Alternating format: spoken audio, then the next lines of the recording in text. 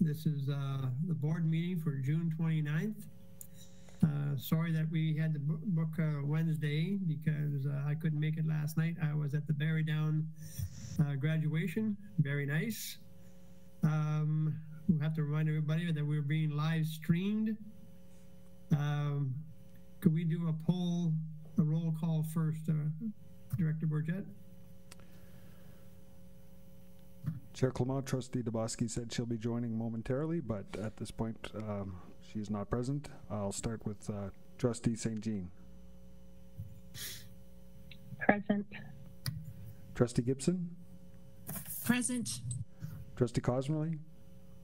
Present. Trustee Morrison? Present. Trustee Dewar? Present. Trustee Hunda? Present. Trustee Stringer? Present. Trustee Clement? Present. And Student Trustee Yao? Present.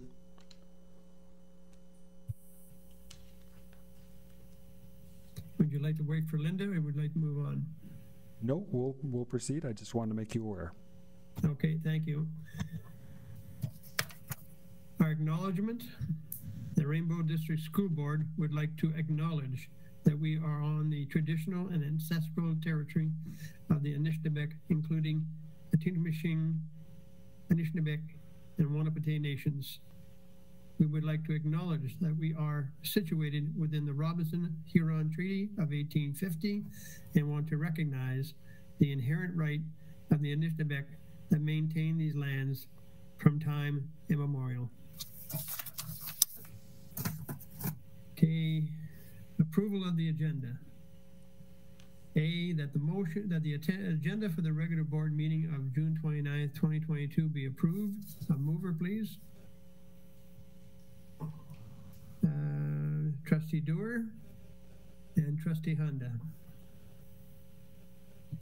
Poll vote, please. Trustee Clement? In favor. Trustee Dewar? In favor. Trustee Gibson? In favor. Trustee Hunda? In favor. Trustee Cosmerly? In favor. Trustee Morrison? In favor. Trustee St. Jean? In favor. Trustee Stringer? In favor. And Student Trustee Yao? In favor. Motion's carried. Thank you, Director. B, preliminary declaration of pecuniary interests. I see none. C, number 1, presentations. New Sudbury capital projects. Superintendent Bazinet. Thank you, Chair Clement. I'm pleased to welcome Sandy Ackroyd, our Manager of Capital Projects, who's joining us this evening. Sandy has prepared some visuals to share with you regarding our 2 New Sudbury capital projects, namely the addition and renovation at Churchill Public School, as well as our new French Immersion Elementary School at the LaSalle site. So, welcome, Sandy. Good evening. I just wanted to provide a quick update on the projects that have, sorry, my mic's a little loud here, on the projects that we've been working on over the last year and what we'll be continuing on over the summer months. So I'll first start with Churchill Public School and just a little bit of an update. On March 21st, 2021, the Rainbow District School Board received approval to demolish the prohibitive repair portion of the school and construct a new 5,254 square foot addition to accommodate the consolidation of Cyril Varney Public School and increase the number of daycare spaces. The students from Cyril Varney Public School will move into the newly constructed space September 2022.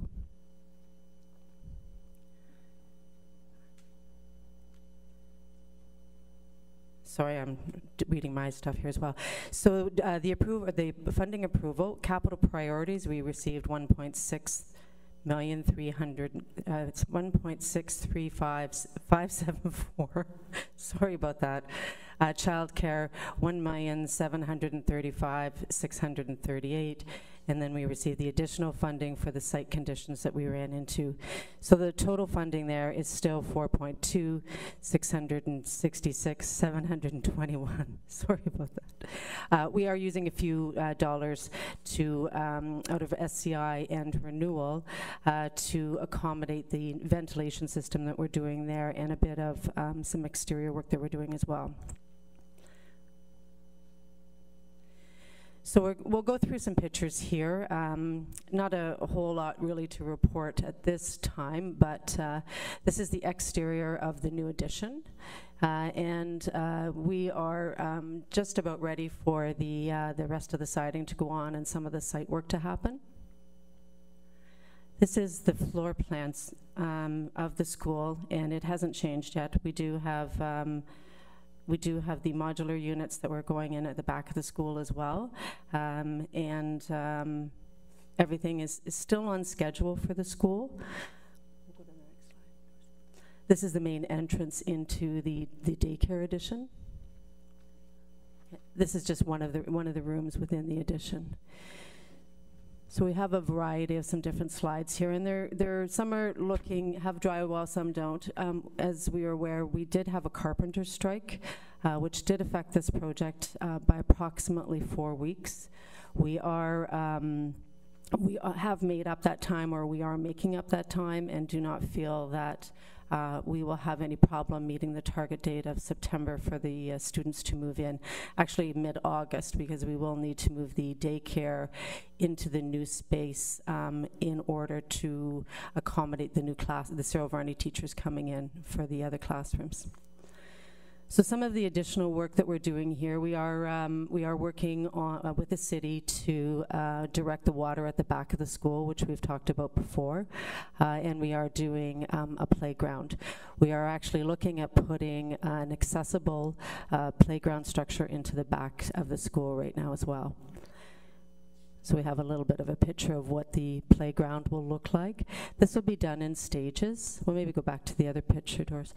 This will be done in stages because we are doing the back work in coordination with the city. So we can't complete 100% of the back area, but the play structure will be in place for the school start. We also have some various gardens that are going in, creating a new basketball court, and then we have a little courtyard for the special ed students at the school. And this was the play structure that we put in, or the outdoor classroom that we put in last year. Okay, so we'll move to the next school. I just have to read stuff. I'm being challenged with my eyes. On August 4th, 2017, Rainbow District School Board received approval to proceed from the Ministry of Education to construct a new 387 pupil place elementary school with 3 rooms for childcare and an early on childcare family program room. The school will accommodate and consolidate Westmount Public School, Ernie Checkris, and Carl Nesbitt Public School. The school will be complete the spring of 2023. Just an overview of the funding once again.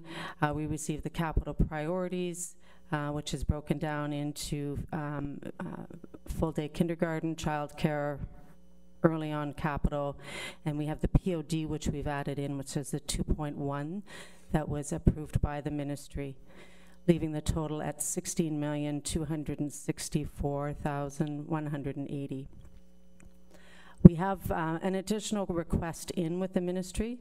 Back in March of last year, the ministry sent out a memo asking for any costs increase that are due to COVID.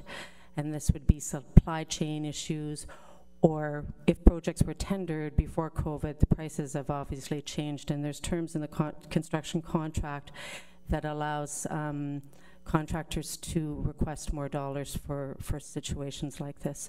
So we do have this claim in with the ministry, and I am in constant communication with our analysts, and it was sort of put on hold a little bit while the election happened, but that conversation has started up again. So maybe just go to a few of the pictures. This, you've seen this before. This is our front entrance, and this is the back entrance. This is what the front entrance is looking like right now. So we've continued on with the project despite the problem we've had at in the ground floor, and I'll show you some pictures on the inside. But we're proceeding nicely on the outside. And this is sort of the 3 different views that we're seeing at the school. This is the entrance to the school that we're accessing, and this is the ground floor and the remedial work that we're doing in order to prepare for the suspended slab that's going in. So this was the structural work that we had to do to support the building while we added some additional piers and dealt with the piers that were failing. This is a little video. I know this looks a little bizarre, but this is something that I wanted to share with you. This is the sound of water that has been running through the school since the start of the project 2 years ago. So this is it's a really good thing that we've gone with a suspended slab. Doing a slab on grade, we could have had a failed slab if we went down that route, because the water is just in excess over at the school. This is once again the ground floor, so it's not so pretty. But we're getting there. We're actually moving up to the next level. So this is just another quick video. So as I mentioned at our last meeting, we were trying to figure out a way to work on the upper levels of the building while we dealt with the lower level. So as we sort of go down the hallway here, you see that it's a completely different building. The second and third floor have the first coat of paint on it. The painter was able to get ahead during the carpenter's strike. We have a full force of men working there now trying to make up the time that we lost. And the second and third floor are in really good shape. So these are just the classrooms. This area here, this is where the gym will be, and the reason I'm showing this picture is that there will be glass here, so you will be able to view the gymnasium from the upper level, the main level, and look down into the gym through the glass that we have on both sides here. This is the front entrance. No, it's the same picture, sorry. This is the front entrance as you walk in the building. And then this is going up to the third floor. This is a view from that window at the top of the third floor. And this would be the front foyer or the learning common that we're creating on the third floor. These are just, once again, plans that we have seen, shared before. The first floor has the daycare, the gymnasium, and the FD Clay classrooms. The second floor has the main office, and the junior grades are going in here. We also have a learning common in this area, and we have a shared staff room on this area as well. This is the third floor where we have the learning common, and this will be the upper grades that are going here. And this is just a picture of the final campus, which it will look like. So that's the end of the presentation, and if anyone has any questions, I'd be glad to answer them. Thank you, Sandy. That was a really good presentation, and I nice to see that things are moving ahead. Are there any questions? I see none, Sandy. Oh, we have one. Trustee Gibson. Thank you, Chair Clement. Sorry, I was a little bit slow off the mark there. It's not really necessarily a question regarding what we've seen here tonight. I was just curious about if there is a process or anything in the works for naming the school, if there's been any work on that. So I'm not sure who to direct that question to. I'll pass that over to Superintendent Bazinet. Thank you. At this point, in terms of references to the new school, we've been referring to it as LaSalle Elementary Public School. I'm not sure whether or not there's any intent on behalf of the trustees to change that or formally adopt it, perhaps before the school is opened. Thank you, Superintendent Bazinet. To the Chair, Chair Clement, do we have a policy in place? I see Trustee Dewar shaking her head. I'm not aware of one. That I'm just asking. Perhaps there's not one that I don't know about, or is an administrative procedure. Is there something to guide us, or? As far as the policy goes, I'm not sure. It's never been brought up, but if it's brought up, it's something we could look at. Okay, perfect. I just wanted to bring it to your attention, yes, because obviously it's coming up quickly, so work seems to be progressing well. So thank you. Thank you. Any more questions? Trustee Morrison. Through you, Chair Clement, just want to ask Director Bourget if he has any thoughts on naming of, because the background on this is different than some others. We are consolidating three elementary schools that currently exist in New Sudbury. So, some of these arrangements on consolidations, of course, we've got, Cyril Varney has lost its name as it moves into Churchill. We have now Checkers and Nesbitt and Westmount names to consider. So I personally am quite comfortable with the LaSalle Public Elementary School, but I would wonder if Director Bourget had any thoughts. Thank you. Through you, Chair Clement, thank you, Trustee Gibson and Trustee Morrison, for your comments. The naming of a school is not with a policy in place at this point. However, our practice has been not to adopt names of schools that have been perhaps closed for consolidation purposes and move those names forward. And much of the discussion leading up to this point has been around the campus model, to have a LaSalle campus, and that's why the current name of LaSalle Elementary School is being used. However, there could be some discussions going forward in the future, but certainly the LaSalle area, the LaSalle campus, does make some sense in terms of recognizing the new initiative, the new property, and the model that we're trying to put forward for our community in terms of having, full immersion program, K-6, and the high school all on one campus. So that's why the LaSalle Elementary is being used.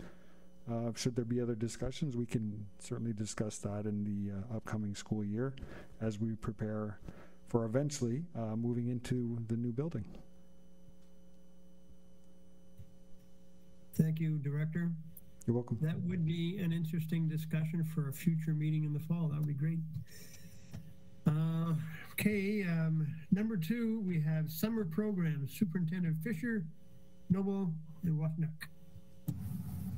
Go ahead. Good evening, everyone. I'm pleased to present some of the summer programs that are operating out of my portfolio. So I will begin first before I hand it off to my colleagues. So first off, I'm very excited to let you know that we have our kindergarten summer camp is running again this year. And again, it will be face-to-face. Currently, we have over 400 year 1 kindergarten students registered for the summer camp, and that's out of approximately 550 year 1 registrations that we already have in hand in our schools. So quite a large percentage of all of our year 1 kindergartens who are coming in will be participating in that important transition event for our schools. So the kindergarten camp will take place from 9 until noon, starting Wednesday, August 24th, until Wednesday, August 31st. So the camp will wrap up prior to the PA days because we have our teachers who will be engaging in professional learning on those 2 days. So the camp will wrap up prior to the long weekend. We have a second summer learning program as well that is running, and it is the Code Summer Learning. So it's sponsored by the Council of Ontario Directors of Education, and it is for students who are in kindergarten to grade 6, who are requiring some literacy and numeracy support to keep them going with their learning over the summer, and students who may have some gaps that we are attempting to close before they begin their new school year. Currently, we have spots for 140 students, and so we are full at this point for that for our staffing for that as well. We have some host locations, and we do provide transportation to the locations. So we have a session that it will be running out of Adamsdale Public School, a session at Central Manitoulin Public School, Chelmsford Valley District Composite School, and Lansdowne Public School will also be hosting the summer learning program as well. So I'd like to thank Principal Carrie Wilson, who will be the principal of the summer learning program. She's currently the vice principal of Sudbury Secondary School, and she has been working diligently to organize that and get it up and running. So that will be running from July 4th to July 22nd, and it runs from 9 a.m. until 2 p.m. Monday through Friday. Also, we have established a partnership with the YMCA and specifically with their immigration services, where we will be serving a group of approximately 12 newcomer students who were looking for some summer programming. So we are using some of our funds from the ministry for our tutoring allocation to close gaps for our newcomers as well, and making sure that they are getting a solid base of English. The bulk of the students in the program are from the Ukraine who have recently arrived, and so we are partnering with the Y in order to provide instruction on 3 mornings a week, and it'll run from July 18th to August 19th.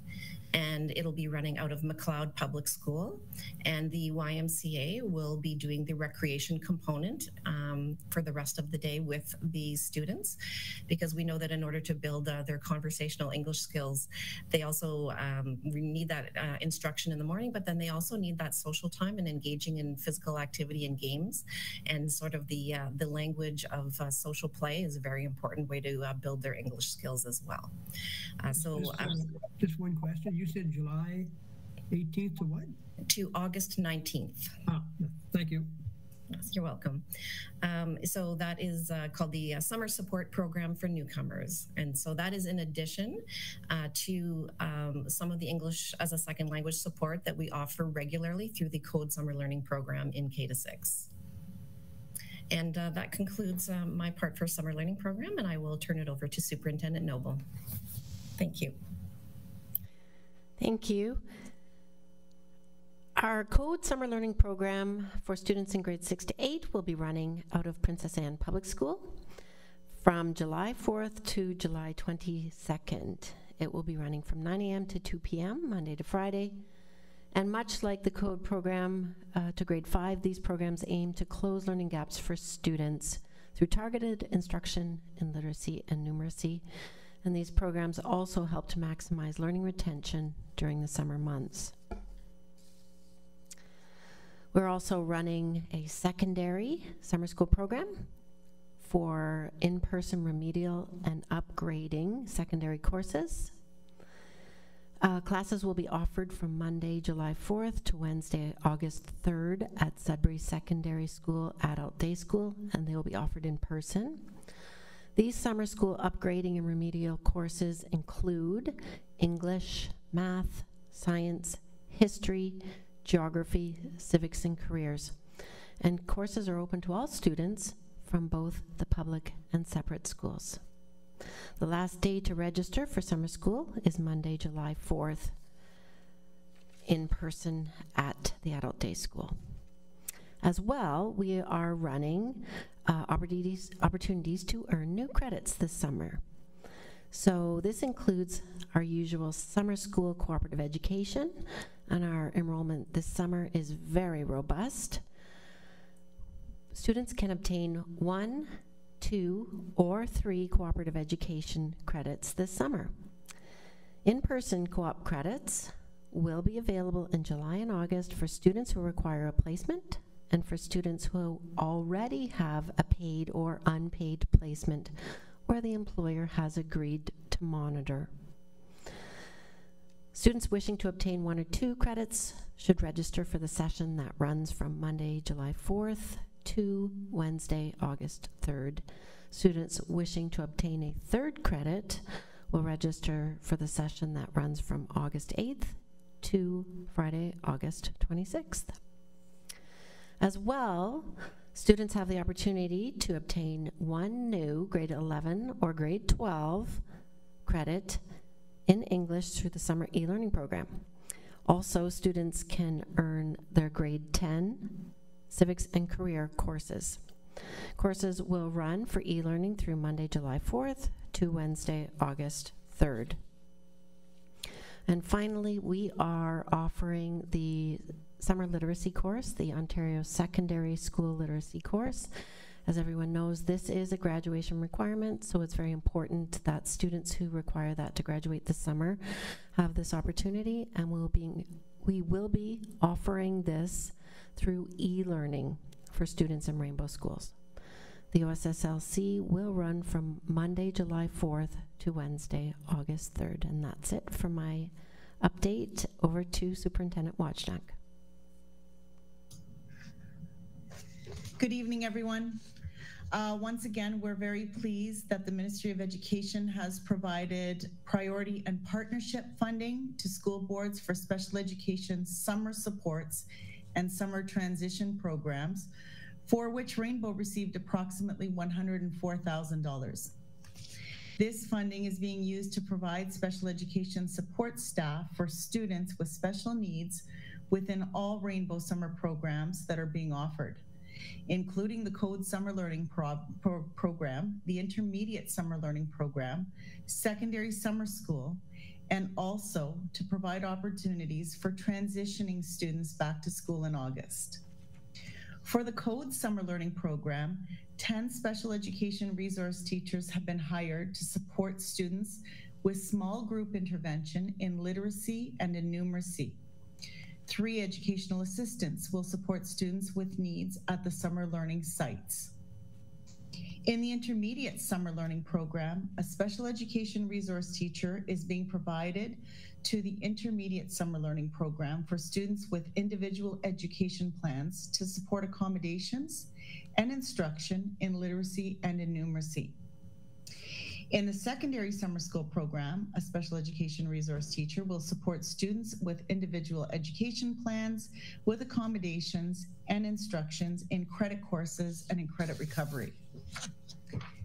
With regards to summer assessments, speech and language assessments will be offered by a Rainbow Board speech and language pathologist during the summer, and psychoeducational assessments will be conducted by Dr. Patty Ross throughout the summer. The Summer Skills Development Program for students with autism is a 3-week program for eligible students based on the techniques and strategies of applied behavior analysis. Social and life skills will be taught through modeling, role play, feedback, games, and more. Sessions will run in 3-week blocks during the weeks of July 11th, July 18th, July 25th, and then in August 8th, 15th, and 22nd. Participants will be divided into groups. Those groups will include kindergarten to grade 4, grades 5 to 8, and high school. The groups will receive 3 hours of instruction either in the morning or afternoon for the 3-week period. The program is for students who can tolerate group instruction, participate verbally and physically, and have independent skills such as toileting and hand washing. Locations include Larchwood Public School and the Ruth McMillan Center. The program is developed and implemented by staff holding certification with the Behavior Analysis Certification Board. Members of our mental health team will also be providing brief daily programming for the 36 students who we have registered. Special Education Summer Transition Programs is the Transition Back to School program, and it's for students with special education needs who are, for the most part, in intensive support classrooms. 18 schools have developed a transition program that is based on the specific needs of their students and is unique to their school programs. Transition programs will run between August 22nd and August 31st. School staff involved include classroom teachers, special education teachers, program leaders of special education, educational assistants, all at the respective sites. And lastly, kindergarten camp. Special education will support kindergarten camps in 12 Rainbow schools by providing educational assistance. Each of the 12 schools will be provided with funding for an educational assistant to support year 1 kindergarten students with special education needs at the kindergarten camp program. Thank you. Thank you very much, Superintendent Fisher, Noble, and Washnock. Are there any questions for either? I see Trustee Morrison. Thank you, Chair Clement. Through you to Superintendent Washnock first. Kathy, I just want to say there must be an overlapping of funding sources here, because I heard you at the beginning of your comments, you were talking about $100,000 being provided by the ministry. And I'm thinking with that number of certs and EAs involved and all of the summer program to support students, that's a drop in the bucket. So I'm assuming there's overlapping funding sources, Kathy, so that we can do this? So through you, Chair Clement, to Trustee Morrison. So what we've done is we've taken the dollars that the ministry has provided the school board, and we've established the programs that we want to run for the students from K to 12. And some of those programs are specific to special education, such as the program for students with autism and the transition back to school program.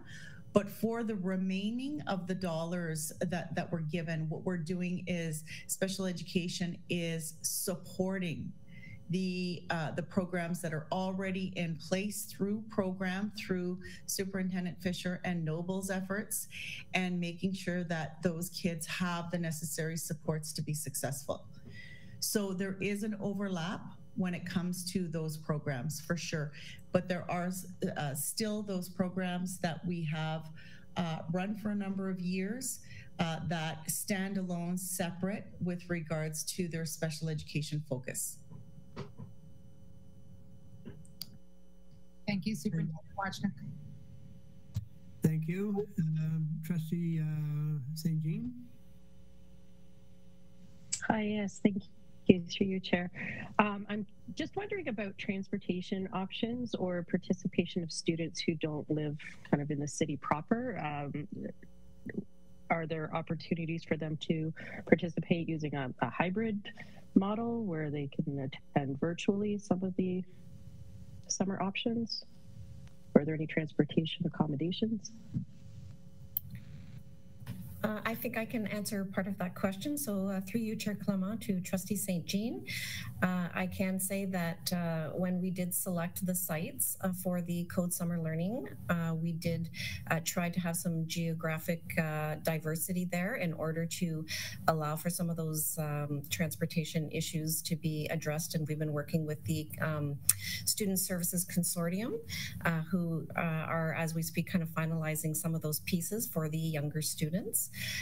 Because we know that transportation might be a barrier there, and there is some funding that's allocated through the Code Summer Learning programs to allow for transportation, and there's also a small allocation that is supported through the ministry's tutoring allocation that does allow for the removal of barriers for students who are receiving those tutoring supports in the younger grades.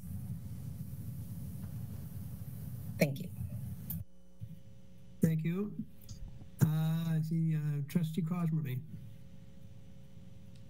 Just one question through you, Chair Clement, to Superintendent Washnock regarding the psychoeducational consultation or assessments, I'm sorry, and the speech and language assessments. How do parents access that? Will these be done through a wait list that was already in place, or do parents contact you? I was just interested in knowing that. Through you, Chair Clement. So the students that will receive speech and language assessments and psychoeducational assessments are already have already come through intake for us. So there was a time throughout the pandemic where we became behind in our assessments, and we still are catching up to some degree, but also through the ability of conducting these assessments throughout the summer, we're actually in a position where we could be ahead in the fall. And so we're hoping to get through our lists that we have for those students, and we're very fortunate that we have people willing to do it. So we're very happy about that. And then just to add to the other question that was asked with regards to transportation, we are, special education is providing transportation for students to attend the program for students with autism on a needs basis. So if we feel that there's a student that could really benefit from the program, but that the barrier was transportation, we're providing that for the student to be able to attend. And I just want to echo what Superintendent Fisher had indicated. Our two sites for the skills development program for students with autism are the Ruth McMillan Center and Larchwood Public School, and those were strategically chosen based on our population that is attending. Thank you. Thank you much. I see Trustee Morrison and then Trustee Stringer. Thank you, Chair Clement. Through you, and I'm not sure which of the three SOs to direct this to, so I'll just ask the generalized question. Given what we've gone through in the last couple of years, I'm assuming the need for summer programming has never been higher. Therefore, the demand for summer programming has never been higher. So I'm just asking, bottom line, have we increased capacity in these programs?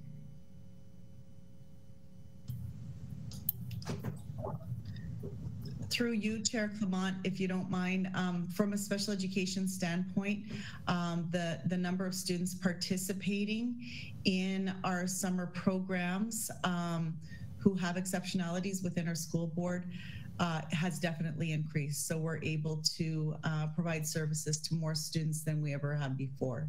So that's a positive. I won't answer for the other two. I'm not sure what their numbers are. You want to weigh in, Superintendent Fisher?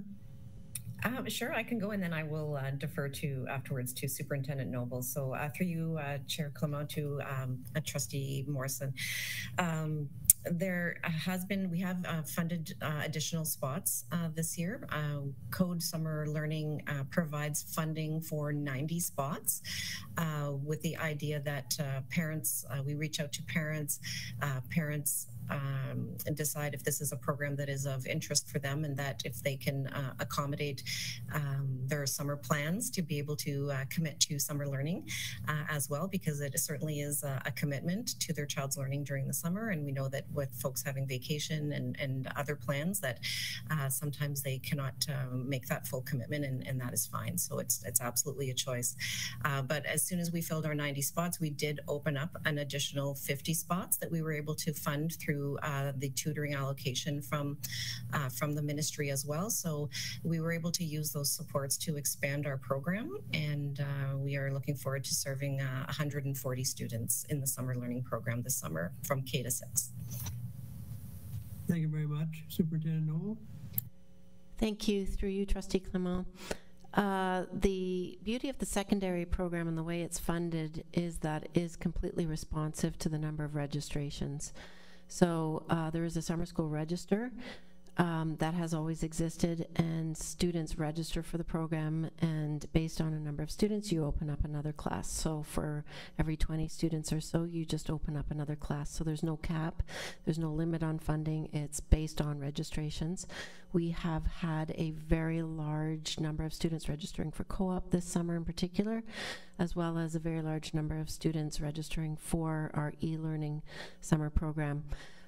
We've had a number of years of a trend of our remedial and upgrading program not being very robust, but I think that's a good thing because it's a testimony to the work that our schools do, our student success programs in schools, our credit rescue and our credit recovery programs in schools, which just shows you that students are not failing their credits, that they are being rescued before that becomes a problem for them. So our summer programs are very full for new credits. Thank you. Thank you very much. I want to thank all three, if I could, Chair Clement, for that clarification. Thank you. Thank you.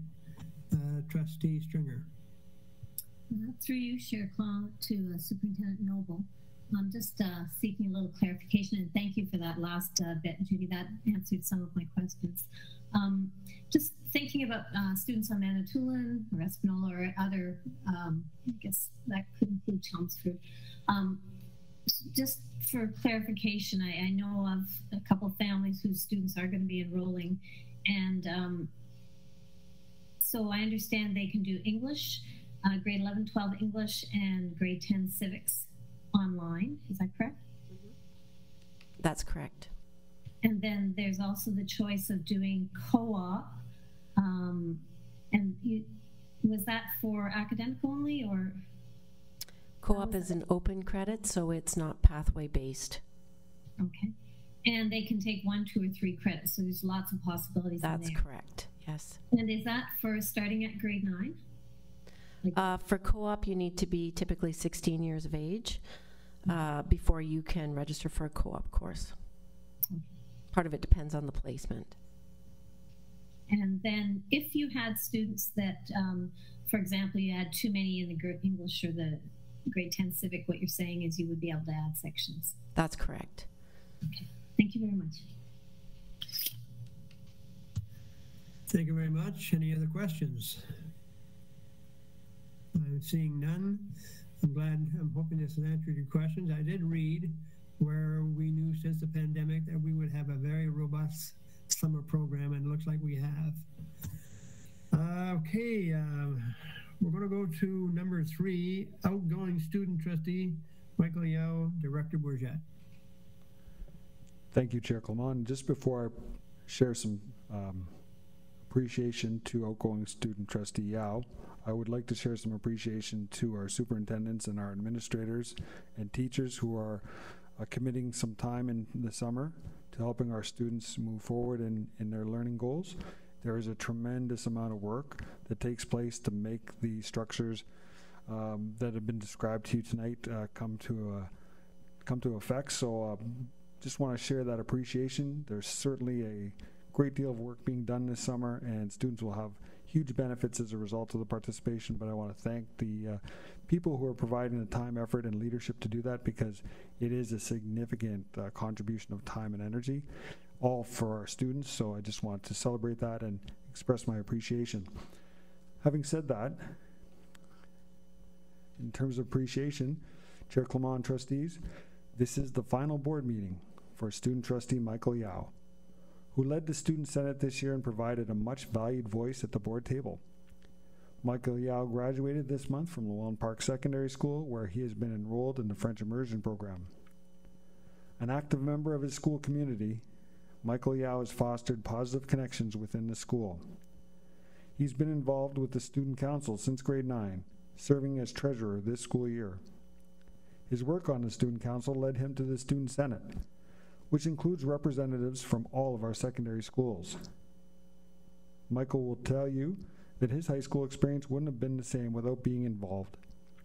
It has allowed him to share his voice, make a difference in his school community, shape experiences for other students, and, in the process, help him to grow personally. When he began his role as student trustee, he indicated, and I quote, "Student voice provides opportunities for feedback and reflection. It promotes student engagement and creates a positive environment and culture in our schools." I think we would all concur with that assessment. As a student trustee, Michael has worked alongside members of the Student Senate to make students feel safe and supported. In his role, he's also represented Rainbow District School Board at the provincial level as a member of the Ontario Student Trustees Association. The Ontario Public School Boards Association and the Public Board Council of Ostaeco named Michael Yao as one of only 2 recipients of the 2021-22 Ontario Public Student Trustee Scholarship. Congratulations, Michael. This scholarship is based on an outstanding leadership initiative accomplished during the student trustees' term and how the initiative positively impacted the students in their board. As chair of the Student Senate, Michael Yao played a leadership role in the Learn to Lead conference organized by students for students. And it was particularly significant because it was the first time in 2 years that this conference was held in person. Students enjoyed speakers on topics such as business, academics, health, reconciliation, equity and inclusion, with keynote speaker Sanjay Nath in a face-to-face setting. While Michael says this year was filled with highlights, one moment at the student conference really stood out for him. As the conference was coming to an end and he held the microphone to say goodbye, it struck him that he was in a room full of student leaders. And he says, "The students in this room are all just equally as passionate about leadership as I am," he recalls saying. "Being able to inspire other students really was an incredible experience, and that feeling is really something that I will never forget." Michael learned a lot about leadership, communication, and teamwork during his term as student trustee and chair of the Student Senate. He's also learned a lot about student voice and how impactful and important it is. I quote, "I learned that whether you are a student from a small school or a big one, your voice matters." We asked Michael, why is it important for students to get involved in their school community? And he told us, it helps build your own character and allows you to make amazing connections not only with high school students from your school and across the board, but also with community members. Michael also had an opportunity to network with students from across Ontario. In the fall, Michael will attend McMaster University, where he's enrolled in the Integrated Biomedical Engineering and Health Sciences program. He plans to pursue a career in the medical field as a doctor or a biomedical engineer. Michael, thank you for your contribution to Rainbow District School Board. Chair Clement, trustees, Superintendent Judy Noble, and members of Executive Council all join me in wishing you the very best in your post-secondary studies and beyond. And at this time, I'm going to walk over and present Michael with a token of our appreciation. I hope you'll be able to see that from the stream, but I will leave my seat to do so at this time.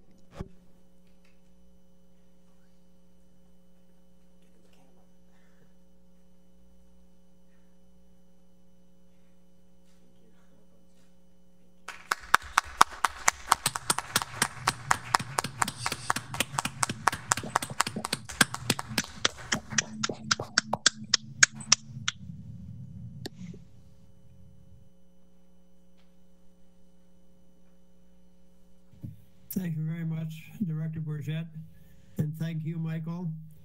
You have truly been a leader. You have made such a difference this year, and your leadership, from what I heard from the superintendents also, in Learn to Lead, was really well planned and really well done. So good luck in your future.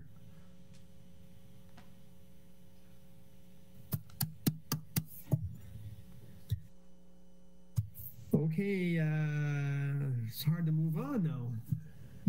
Report from in-camera committees, we have none.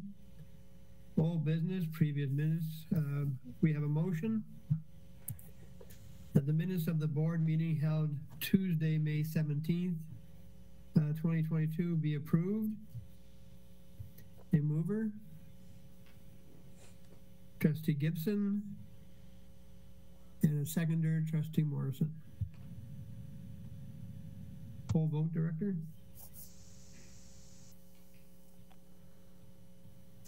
Trustee Clement. In favor. Trustee Dabowski. In favor. Trustee Dewar. In favor. Trustee Gibson. In favor. Trustee Hunda. In favor. Trustee Cosmely. In favor. Trustee Morrison. In favor. Trustee St. Jean. In favor. Trustee Stringer. In favor. And Student Trustee Yao. In favor. Motion's carried.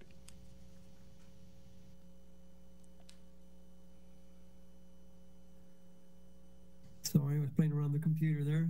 Thank you, Superintendent Bourget. Number 2, 2021-2022 school year update. Director? Thank you, Chair Clement. Trustees, thank you for the opportunity to present this final update for the 2021-2022 school year.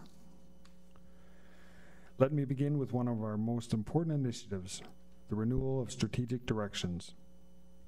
As you know, I had the very distinct privilege of engaging with many of our stakeholders in the development of our strategic plan. I'd like to thank the students, administrators, staff, parents, guardians, and community partners who participated in the many consultation sessions that were held. It was most gratifying to listen and to learn from the many individuals and valued voices who helped us define our vision, mission, values, and priorities. I would like to thank trustees very sincerely for your tremendous leadership. This strategic plan is the result of our collective work, and I strongly feel that it's a document that we can all be very proud of. When we look back on the year that was, we can appreciate how far we've come. We prioritized the safe return of our students and staff and emphasized health and safety throughout the school year. We created warm, inviting, welcoming environments for teaching and learning by building positive relationships.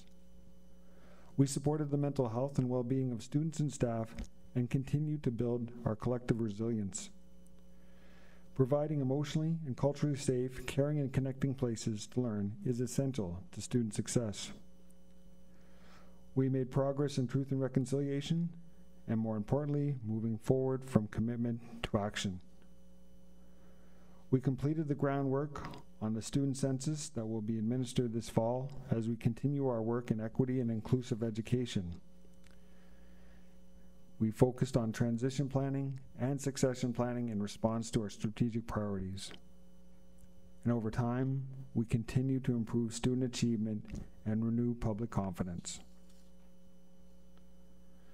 Strategic directions will be posted online this summer and will be featured in our guide for students and parents and guardians for the upcoming school year. Copies will be printed and distributed to our schools to serve as daily reminders of our vision, mission, values, and priorities. Environmental education and sustainability is one of our 6 priorities, as you know. And when Rainbow District School Board declared a climate change emergency, a commitment was made to have all of our schools Eco Schools Canada certified by 2022. As the school year draws to a close, Eco Schools Canada has officially confirmed that that mission has been accomplished. It gives me great pride to share with you that Rainbow District School Board achieved 100% certification in Eco Schools Canada. In fact, Rainbow District School Board is one of only 2 school boards in Canada to have achieved this distinction for this school year. By the numbers, Rainbow Schools earned 11 bronze certifications, 7 silver certifications, 13 gold, 11 platinum, and 1 remote virtual school certification this school year. And according to Eco Schools Canada, all levels of certification are an achievement to be proud of. It indicates that a school is taking action on climate change while empowering students to make climate-conscious decisions in their daily lives and to share these learnings with their families and our communities. Achieving 100% Eco Schools certification is a very significant achievement for a school board, according to the program manager of Eco Schools Canada. Being a certified Eco School means that the school is committed to environmental sustainability and climate action. For an entire school board to have this commitment from all of their schools signals that there's been a concerted effort to take environmental action and that the support for this important work spans the school community and beyond, including students, teachers, school administrators, custodial staff, school board administrators, and certainly trustee leadership. The significance of these certifications, however, is best reflected by the overall impact these environmental efforts have had on the planet by supporting United Nations Sustainable Development Goals. 815 kilograms of waste diverted from landfill, 41 tons of CO2 emissions reduced from school ground greening activities. In addition, 13 schools participated in actions related to water conservation. 281 classrooms had their energy efficiency optimized, and 1,828 waste-free lunches were packed and taken to schools. Rainbow Schools promoted responsible consumption and production, climate action, clean water and sanitation, affordable and clean energy, and sustainable cities and communities. The top 10 environmental actions that occurred in Rainbow Schools in reverse order were indoor gardening in greenhouses, pollinator gardens, National Sweater Day, Take Me Outside Day, Switch Off Lights and Devices, Earth Day, Community Cleanup, Waste-Free Lunch, Good on One Side paper, and, ranked number 1, Create Your Own Action. Schools went beyond traditional environmental practices and found creative ways to make a difference. Berrydown College, for instance, grew a food garden by overcoming infrastructure challenges, one classroom with windows and no outdoor space. The alternative school, located at Cambrian College, had several hydroponic gardens installed in their classrooms. The vegetables grown were used in classes to prepare nutritious meals for students. EcoSchools shared some interesting data with us about outdoor learning and tree planting. You can see that on your screen.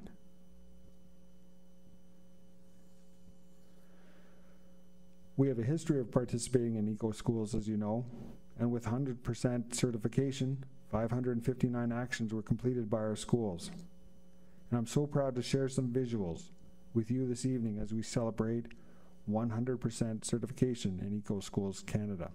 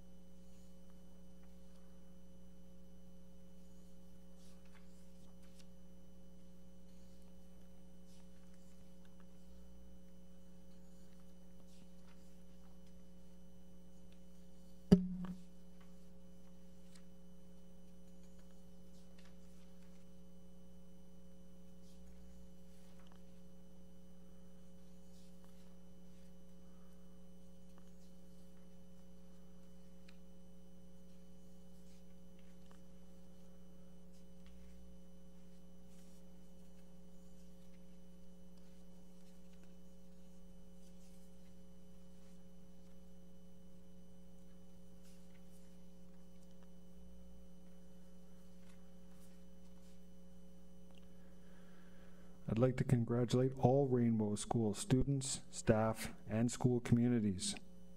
And thank you, trustees, for continuing to make environmental education and sustainability a priority. The EcoSchools commitment is the cornerstone of Rainbow District School Board's Climate Change Action Plan. The board made the commitment, schools embraced the challenge, and students and staff worked with purpose and with passion. Students are adopting the values and behaviors required to achieve sustainability, transferring what they are learning into the classroom, into their homes, and into their communities. And trustees, as a parent of Rainbow students, I can attest that that is 100% true. The generation is leading the way, paving the path forward for those who will follow in their footsteps. We will be issuing a news release to share this good news with the community at large. Schools will receive an EcoSchools Badge of Honor to celebrate their success with their school communities. And I'd like to thank Superintendent Noble, the Environmental Education Committee, school leadership, and all members of schools for their commitment and hard work to make this significant accomplishment possible. I'd like to end my update this evening by sharing some visuals with you. As we've heard before, a picture is worth 1,000 words. And these pictures certainly capture efforts of our school and our staff to create opportunities to feel that sense of normalcy that's so needed after the last 2 years. So let's go inside and outside Rainbow Schools to get a short glimpse of the year that was.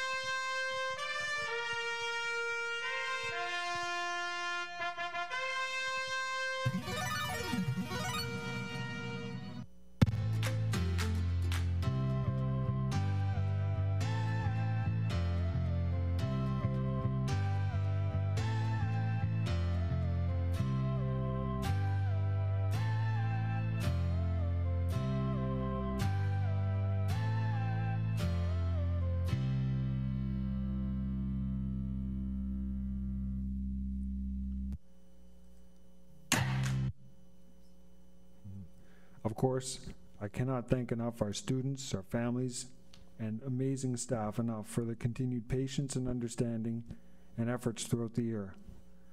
We certainly know that when we work together, great things can happen.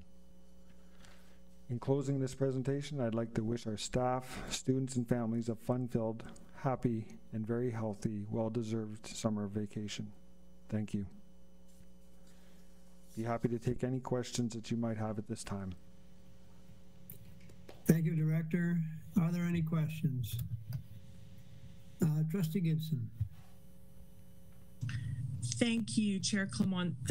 Through you to Director Bourget, my apologies. I went back in time there for a moment. Thank you very much for that comprehensive update and all of the pictures, so lots of familiar happy faces, and all of that was great news to hear. Thank you very much. I do have a question not related to the presentation, just regarding the upcoming school year. I'm aware I've had a couple of calls from parents who have changed their mind, who have initially enrolled for virtual school and are now looking to go to in-person. I believe our choice was back in March, so it's been some time, so some of those people have changed their minds. So I just wanted to clarify, and for anyone else out there that might be listening, what the process is, especially now the schools will be closing, so you couldn't contact a principal. So some people I know have already put in they'd like to change their mind and been told, I believe, they'll be contacted in August. So could you just explain the timelines and the process so that people just are aware if they're looking to make a change, whether that's even possible, and how they would go about it just for planning purposes? Thank you. Through you, Chair Clement, and thank you, Trustee Gibson, for your question. Certainly, as we all know, we created a survey earlier this spring to have parents and guardians indicate their preference for their child's learning, and we asked them to make a commitment for the entire school year. The reason for that commitment was, of course, so that we could adequately plan and staff our schools sufficiently to make sure that students have the best quality education, whether it be virtual or face-to-face. So there is no plans for us to have any surveys going out or having large-scale flips of students. We do know that it's, as much as we try to offer as much choice as possible, it's also very difficult on students and student learning to have changes of teachers mid-year, perhaps several times with some of the changes that were required by the pandemic. So we're hopeful that the next school year continues to progress in a smooth fashion in terms of concerns related to COVID-19. And we certainly will take any new direction from the ministry. But at this point, these selections are in place. Having said that, if on a case-by-case basis there are extenuating circumstances that require some look into the matter, we will be looking at that in August on a case-by-case basis. And for that reason, it truly is around extenuating circumstances, like what has changed, because we do have a considerable amount of staffing and time invested into our schools. And as I reviewed before, there's also the commitment that's made for us to match collective agreements and class size mandates by the Ministry of Education. So it has to be looked at in terms of availability, because our staffing has been carefully planned. And as you know from our budget, lots of work has gone into that to make sure that we're in a place where we're prepared for the school year. So all that being said, you know, we did ask parents very clearly to strongly consider the choices. It was a commitment for a school year. We did encourage, I will say, unless there is some health-related issue, that students should choose face-to-face. But we did respect people's choice, and we did have some administrators in schools contact parents to make sure that the choices were reviewed, where there might be thoughts that face-to-face might be the best situation for them. Having said that, there are a very, very small number of people who have indicated, and I will say it's very small, have indicated that they might be in a situation where a change would be in their best interest. And if there is an extenuating circumstance attached to that, it would be reviewed in the fall based on availability, because we also have classes. We try to maximize our staffing and maximize the seats available to students. So on a case-by-case basis, the small number of requests may be considered.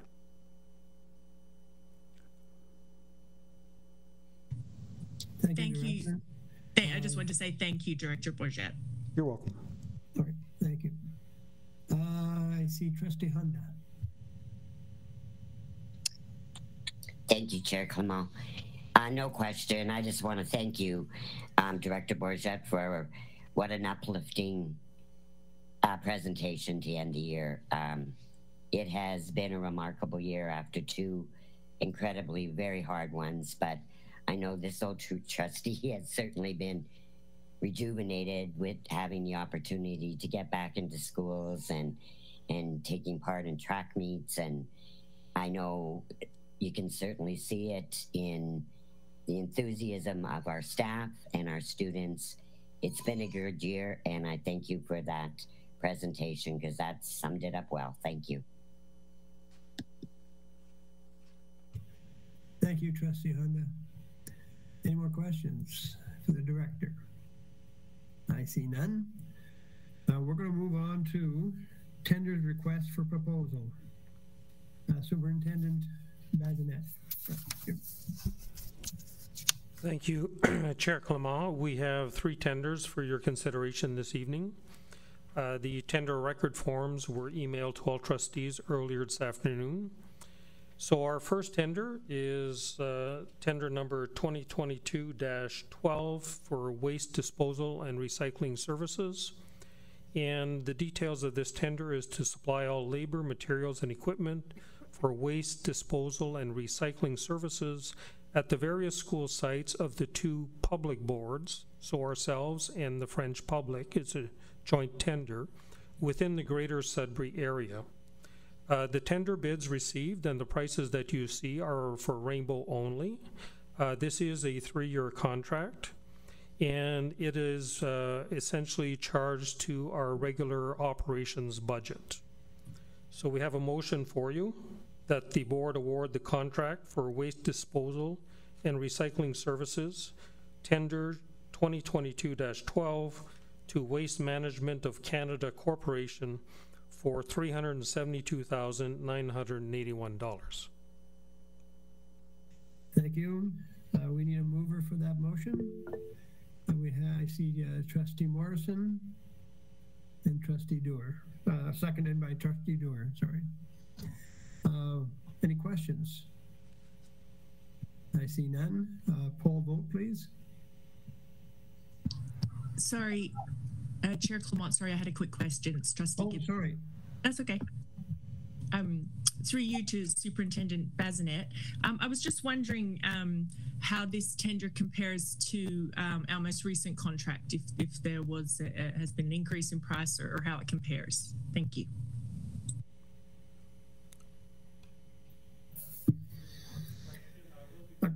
Sorry, I will defer the question to Natalie Musso, our Manager of Facility Services, who is online with us. Natalie, please. Yes, thank you. It is actually just slightly higher than what we're paying now. So it came in at a favorable price. They were our existing contractor as well. Thank you. Thank you. Poll vote, please. Trustee Clement? In favor? Trustee Dabowski? In favor. Trustee Dewar? In favor. Trustee Gibson? In favor. Trustee Hunda? In favor. Trustee Cosmerly? In favor. Trustee Morrison? In favor. Trustee St. Jean? In favor. Trustee Stringer? In favor. And Student Trustee Yao? In favor. Motion's carried. Motion B. Superintendent Bazinet. Thank you. Our second tender this evening is for Redwood Acres Public School Site Redevelopment Phase 1. Under the terms of this site redevelopment, we will be removing the existing asphalt play area, regrade and repave the entire play area. The current condition is a health and safety concern, and this will allow for a safer, cleaner area for our students to play outdoors. This project is being funded by our SCI capital allocation. So we have a motion that the board award the contract for Redwood Public School Site Redevelopment Phase 1, tender number 2022-15 to Interpaving Limited for $188,679.60. And I will just clarify that the reason it has Phase 1 is we're looking at a Phase 2, which would be at the front of the school as a possible project for the 22-23 fiscal year. Thank you.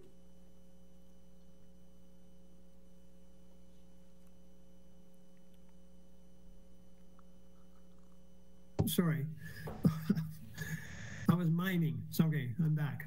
I need a mover for that motion. Trustee Cosmerly and a seconder, Trustee Hunda. Any questions? Trustee Hunda. Thank you, Chair. Come on, through you to Superintendent Bazinet. So looking at the tender, we just had the one person that applied? Through you, Chair Clement, yes, that is correct. We received only one bid for this project, and given that it was considered a reasonable costing based on our estimated cost for the project, which is why we have brought it forward to you this evening. Perfect. That was my second question. Thank you very much. Thank you. Any more questions? Seeing none, Director Bourget, poll vote, please. Trustee Clement? In favor? Trustee Dabowski? In favor. Trustee Dewar? In favor. Trustee Gibson? In favor. Trustee Hunda? In favor. Trustee Cosmerly? In favor. Trustee Morrison? In favor. Trustee St. Jean? In favor. Trustee Stringer? In favor. And Student Trustee Yao? In favor. Motion's carried. Thank you, Director. Now we'll go to C. Motion, Director or Superintendent Bazinet. Thank you, Chair Clement. Our next tender is also for Redwood Acres Public School window replacement. Under the terms of this project, we will be replacing approximately 56 windows which are the old style, old wood frame and single pane glass windows, to new aluminum insulated windows, and these windows do open as well. This will complete the windows for the entire building, and certainly it will improve and provide less heat loss, thereby improving the energy efficiency of the building. So we have a motion. Oh, this project is also being funded through SCI capital allocation. The motion is that the board award the contract for Redwoods Public School window replacement, tender number 2022-16, to Allwyn Industries Limited for $188,635. Thank you. We need a mover, please, for that motion. Trustee Cosmely, and a seconder, Trustee Dewar. Any questions? I see none. Poll vote, Director. Trustee Clement? In favor. Trustee Dubosky? In favor. Trustee Dewar? In favor. Trustee Gibson?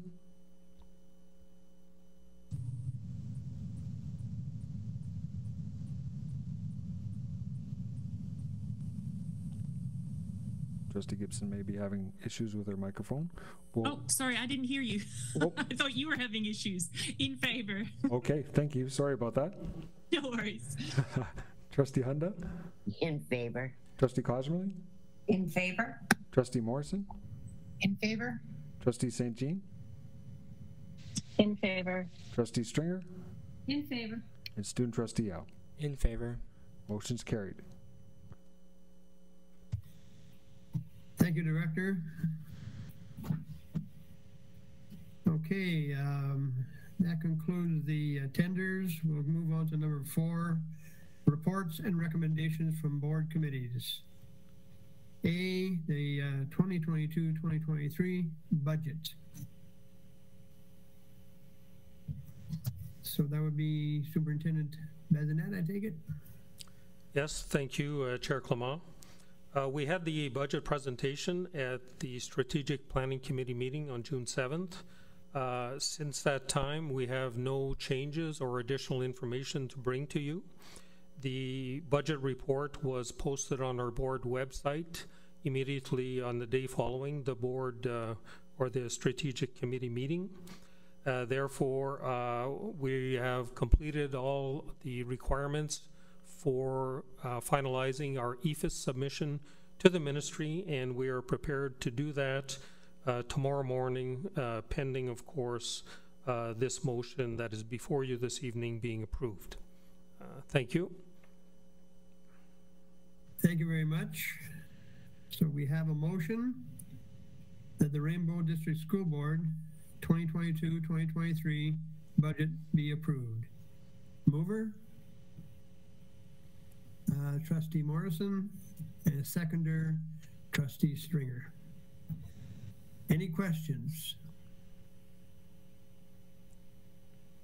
I see none. Poll vote, Director. Trustee Clement? In favor. Trustee Dubosky? In favor. Trustee Dewar? In favor. Trustee Gibson? In favor. Trustee Hunda? In favor. Trustee Cosmely? In favor. Trustee Morrison? In favor. Trustee St. Jean? In favor. Trustee Stringer? In favor. Student Trustee Yao? In favor. It's carried. Thank you, Director. Now we move on to B, Audit Committee. Who'd like to speak on that? Madam Chair, or sorry, Chair Clement, it's Dina.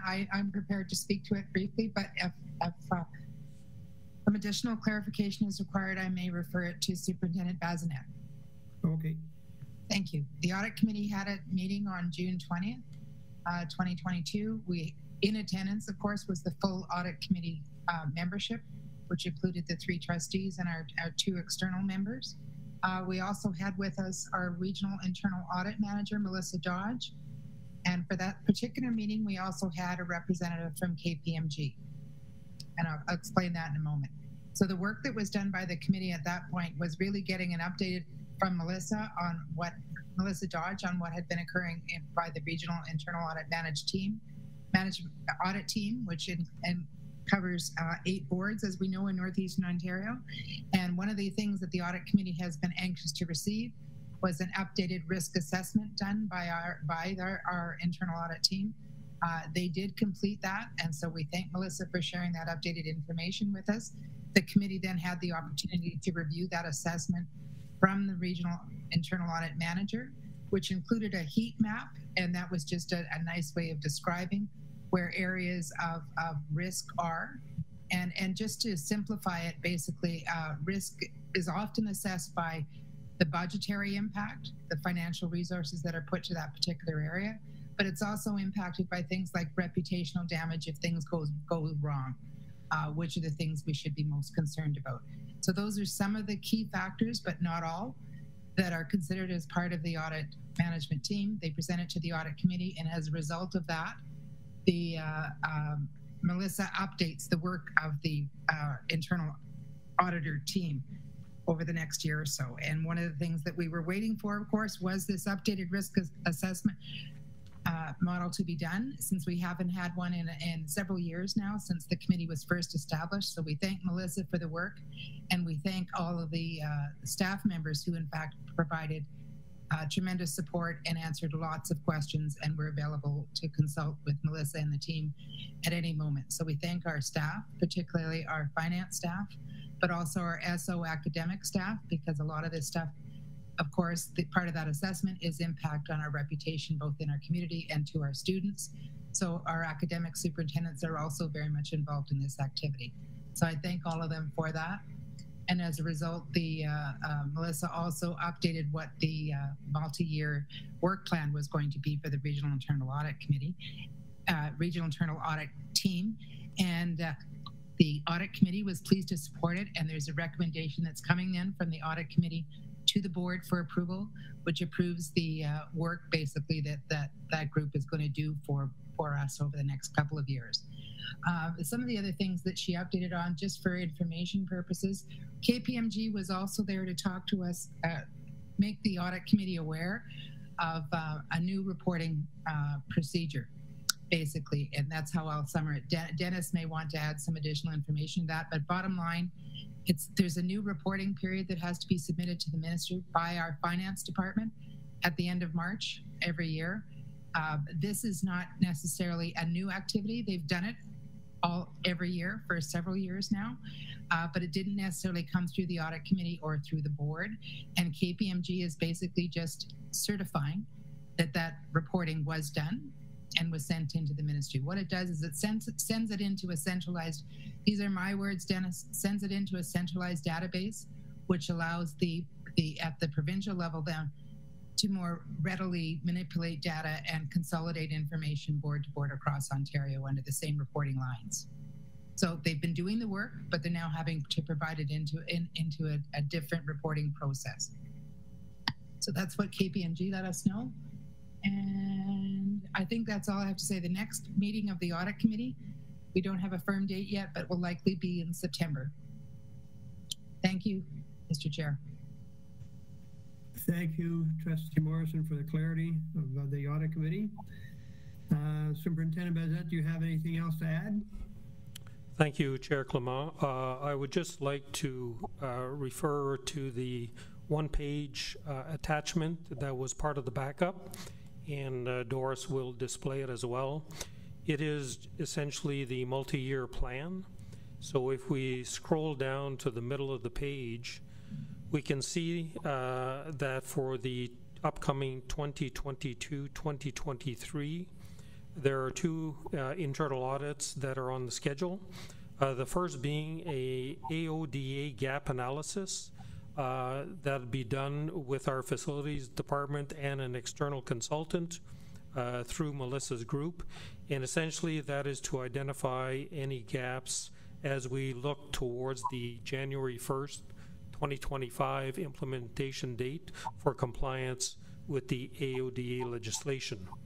The second audit that's planned is the succession planning, staff recruitment and retention audit, which is part of the HR department. And if we look forward to the 2023-2024, once again, 2 audits that are planned, and attendance management, which is part as well of our HR group, and an IT security, which is part of our information technology department, because essentially that is cybersecurity is certainly high on everybody's list of priorities. And then as we look forward to 2024, 2025, the first audit plan is a business continuity risk assessment for business continuity in terms of an actual formal plan. And the second audit for that year is to be determined, which is why it has the initials TBD. So that essentially is the plan as is referenced by the motion that is before you this evening. Thank you. Thank you, Superintendent Bazinet. Thank you. Is there anything else to add? Okay, I have a motion in front of us here that the 2022-2023 internal audit plan and multi-year internal audit plan be approved as recommended by the audit committee. I need a mover. Okay, mover, Trustee Morrison, and seconder, Trustee Stringer. Any questions for the audit committee? I see Trustee Cosmely. Just one through you, Chair Clement, about the IT security audit that was to be done 2021-2022. Will that be carried over to, I'm having trouble understanding the plan. Is that being carried over or is that finished? I'm not sure who can answer that. Thank you. Through you, Chair Clement. Essentially, the IT security that was deferred from current year is being rescheduled into 2023-2024. Thank you. Chair Clement, it's Dina again. If I could just provide some additional information to that, just because it was information that the audit committee was very interested in. Sure, go ahead. Some of this work for the IT security is also being done provincially. And in terms of things like learning software and security related to learning software, most of the audit committee learned I will speak for myself, I didn't realize we had quite an active committee that was already in place within Rainbow District School Board. Of course, I think our manager of IT and IS services, Dave Kitching, plays a key role, but our academic superintendents are also involved, which basically that's where the testing goes to when they're considering software purchases for use by our students in our schools. There's a whole team that has a look at it from a number of different angles, including academic benefit, use of and the security portion of it. So we have a really active internal Rainbow team, and I just want to thank that team for their ongoing work. Thank you. Thank you very much. Any more questions? I see Trustee Gibson. Go ahead. Thank you, Chair Clement. Through you, I think, to Superintendent Bazinet. I was just curious about the contract with KPMG. Could you just briefly explain how long have they been our auditors and how often do we tender for that contract? Thank you. Through you, Chair Clement. Essentially, KPMG has been with the Rainbow Board, I do believe, since its inception. And it is one of those tenders that have been deferred over the years, given the nature of the work as well as the relationship that's existed. So at this point, in the short term, there's no plans to tender that service at this time. Okay, thank you. Thank you very much. Any more questions? I see none.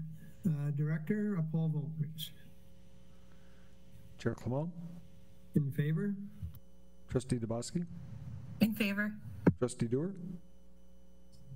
In favor. Trustee Gibson? In favor. Trustee Hunda? In favor. Trustee Cosmely? In favor. Trustee Morrison? In favor. Trustee St. Jean? In favor. Trustee Stringer? In favor. And Student Trustee Yao. In favor. Motion's carried. Thank you. And we move to new business. We have short-term borrowing bylaw. Superintendent Bazinet. Thank you, Chair Clement. Once again, I would like to refer trustees to the one-page document, which is bylaw number 2022-02 that is in your package. And essentially what this document is, it is the bylaw that is required that would give Rainbow Board the proper authority to borrow funds for its capital projects, namely capital projects funded under the School Condition Improvement Funding Program, as well as any of the capital priorities dollars that are associated with school consolidation capital funding.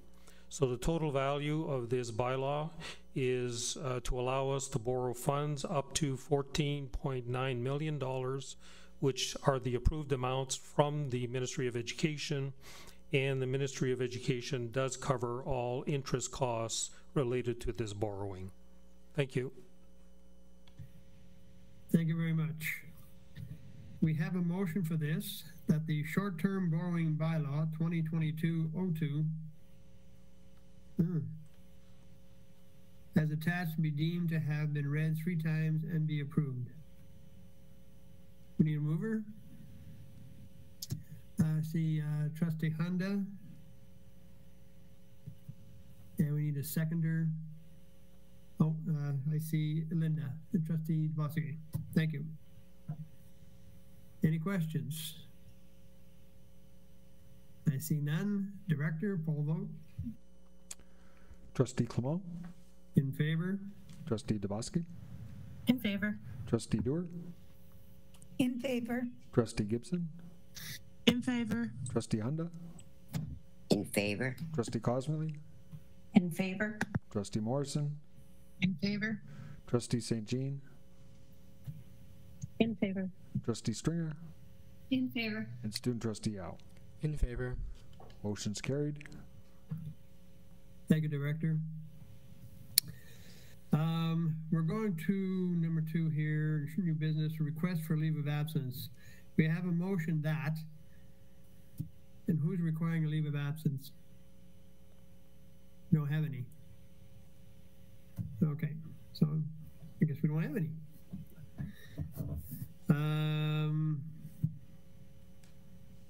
Go right to 3, Director's remarks. Go ahead. Thank you, Chair Clement. Just a few quick remarks here, but certainly some important ones. In terms of our balanced budget, in your approval of our balanced budget this evening, trustees, you have provided a financial framework for our staff to continue to implement our strategic directions for 2022 to 2027 for the benefit of students in Rainbow Schools. I certainly want to thank Superintendent Bazinet and the Finance Department for their hard work to establish this balanced budget. It truly is a tremendous accomplishment. Trustees, tonight I do share that Superintendent Bazinet has informed me that he will be retiring from the board in December. Superintendent Bazinet has been a calm and steady, dependable leader of our business department since assuming this important role in February of 2016. He has led facilities, maintenance and operations, information services, and finance. He also oversees the development of the board's annual budget, long-term capital and accommodation plans, and revitalization projects. He came to the role with 25 years of experience in the education sector, primarily at the senior level. He's also had experience in the private sector, and we're very fortunate to have a leader of his caliber and his character guiding us from a financial perspective. He's not completed his time with us yet. We'll still negotiate that December date, but we all have to recognize that he certainly deserves a very wonderful retirement. and I'd like to offer our collective congratulations at this time to Superintendent Bazinet.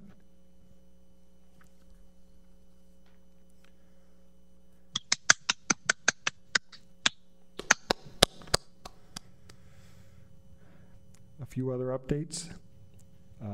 In terms of our census, we're in the final stages of preparing the student census that will be administered this fall. And I'd like to personally thank all the many stakeholders who participated in the input sessions that were held through the leadership of Superintendent Noble throughout the school year. I'd also like to thank the Census Steering Committee and the Ad Hoc Committee of Trustees for your contributions. This summer, we'll implement a communications campaign to build awareness and understanding as we get ready to invite our students and families to complete the census.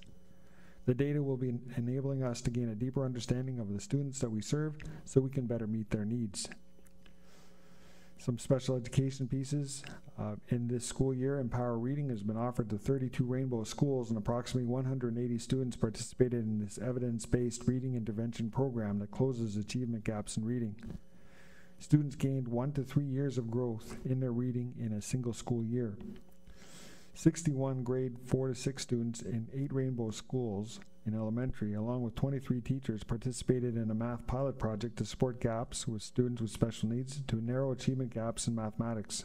All 61 students increased their academic achievement in math and became more confident math learners. Over 2,000 students from 22 elementary schools and 5 secondary schools received training on G Suite tools such as Google Read and Write to support their learning. And families, staff, and students, as many of you know, gathered at Laurentian University Track for the 2022 Challenge Meet. More than 300 students from 22 Rainbow schools participated in track and field events, and participants enjoyed a barbecue lunch provided very kindly by the Kinsman Club of Sudbury. At the beginning of the school year, trustees, we prioritized the safe return to school for students and staff. We also focused on reconnecting in person and online. The continued growth of positive relationships was certainly evident at the many graduations that we recently attended. It was very gratifying to see our students come forward to accept their diplomas. We also had the pleasure of attending grade 8 graduations and stepping up ceremonies for students going from grade 6 to grade 7. And there was no shortage of smiles all around, which really warmed our hearts. Being surrounded by a strong group of caring adults and having a positive peer group and collaborative colleagues to help foster positive mental health and well-being. And over time, there are gains in student achievement as we invested resources in closing learning gaps. There's also a renewed sense of public confidence. At this time, we are focused on transitions and succession planning as we look ahead to the start of the new school year. We will continue to provide emotionally and culturally safe, caring, and connected places to learn. Last fall, Canada celebrated its first National Day for Truth and Reconciliation. Thanks to the hard work of Hazel Recollet-Fox, we held a sunrise ceremony here at the Center for Education. We remained focused on moving beyond commitment and into action, and we'll have a strong team leading these efforts as we go forward. Next year, we will welcome back System Principal of Indigenous Education, Kathy Dokis, back from secondment, and Nicole Nicholas-Bear, who will be joining Tim Najwan as Vice Principals System-wide of Indigenous Education. In closing, I'd like to thank the Board of Trustees and our staff for your outstanding advocacy and support of our students and staff. It's truly a privilege for me to work with you. I would also like to share my gratitude to the incredible leadership and staff of our schools, our Executive Council, Board Office, school administration, and school staff have worked so hard to serve our students, and it's truly inspiring to see their dedication, their professionalism, and genuine care for our students. It's an honor for us to work collectively to serve the families of Sudbury, Espanola, and Manitoulin Island together as we prepare our students to become lifelong learners, achieving their full potential as confident, caring members of society. In addition, I'd like to thank our parents and guardians for their patience and support throughout the year. As everyone sets out to enjoy summer, please remember that the kindness you share each day, however big or small, makes a positive difference in the lives of others. Thank you for being difference makers. Once again, on behalf of Executive Council, I wish all Rainbow families and our trustees and all staff an enjoyable, safe, and restful summer. Have fun, and we cannot wait to see you again this fall. Thank you. Thank you, Director. We're looking forward to a fresh start for sure. Number 4, OPSPA Director. Do we have a few words, Trustee Cosmerly? A few, yes. I attended a regular Board of Directors meeting on June the 9th, followed by 3 special meetings at the OPSPA AGM on June 10th and 11th in Ottawa. The June 9th meeting was basically just updates from all OPSPA departments and committees, but there's 3 items of interest I'd like to share from that meeting. First, Toronto District School Board is in a significant debt, has requested ministry approval to carry over more than the allowable deficit, and is working on a 3-year deficit reduction plan. Second, across the province, there are major staffing issues with respect to teachers, EAs, and ECEs. And third, OPSPA has tentatively identified November 27th as Advocacy Day at Queen's Park. At the directors' meeting on June 10th, elections were held for first and second vice president. I'm very happy to report that Catherine Pierres from Rainy River District School Board was elected second vice president, giving the North a voice at the OPSPA executive table. Kathleen Woodcock was elected as first vice president. Also at that meeting, directors gave final approval to OPSPA's new mission, vision, and values, which I shared with you previously, and also approved 41 changes to the Constitution as recommended by Project Compass. Directors also approved 6 policy resolutions, including 2 of particular interest. One, that OPSPA give consideration to a hybrid meeting model for their board meetings, except for the AGM. PES, which is the public, what does PES stand for? Public Education Symposium, my God. And LRC, the Labor Relations Conference, or any meeting deemed necessary at the call of the President to reduce our environmental footprint. And second, that OPSPA, in collaboration with the Indigenous Trustees Council, call on the Government of Ontario to announce an Indigenous course requirement for graduation, and that this requirement be developed using a strategy that is created in collaboration with the Indigenous Trustees Council and First Nation, Métis, and Inuit peoples at all points of development and implementation. Finally, from that meeting, directors approved the release of OPSPA's annual report for 2021-2022. It's available in hard copy there on a limited basis, and it's posted on the OPSPA website. I attended 2 meetings on June the 11th, the first to elect our regional executives and members of OPSPA working groups, and later in the day an organizational meeting to approve everyone elected to the various committees and working groups. For the North, George Saarinen from Lakehead District School Board is the new regional chair, and Catherine Pierres the vice chair. Both were acclaimed. 275 trustees attended the OPSPA AGM, including myself and 2 other trustees from our board. Finally, a reminder that municipal and school board elections will be held this October 24th, and that nominations are open for school board trustee positions until August the 19th. The OPSPA website has a host of information posted for anyone looking to run for a trustee position. It can be found at elections.ontarioschooltrustees.org. And that's all from my report. Thank you, Trustee Cosmerly. Very informative, and nice to see a vice president from the North on that board. We need that. And I hope also that we really push that virtual piece. I think it's important for the North. Student trustee Chow. It's crazy to think that this is my last time speaking here. I want to first and foremost thank all of you on the board for your continued support throughout my term.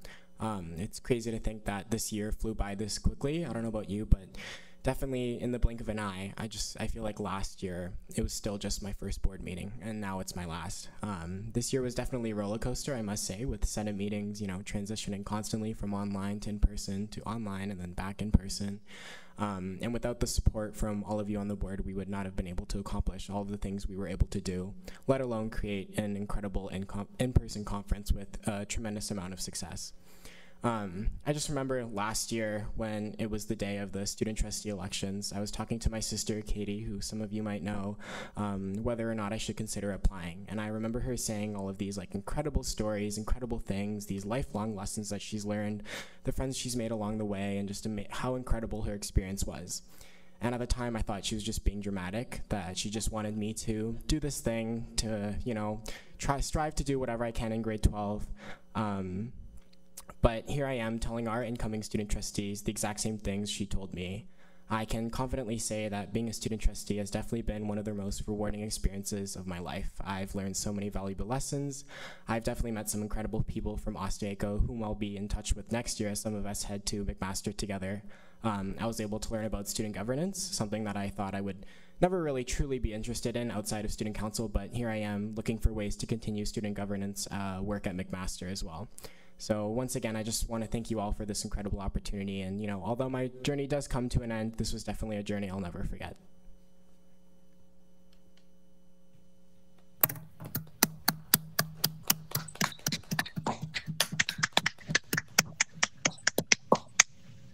Thank you, Trustee Yao. You will be missed, and good luck with your future at McMaster. My middle son went there, and he loved that school, so good luck. Trustees, do you have anybody want to say something? Trustee Stringer, then Trustee Cosmony. Thank you, Chair Clement. I just want to say what an absolute pleasure it was to be able to attend graduations in person this year. And I enjoyed attending a number of them with Trustee Dabowski. The two of us went up together, and just seeing the excitement and the joy on the faces of our grads and their families, it was just so wonderful. And I saw that same joy and pride again at the challenge meet last week.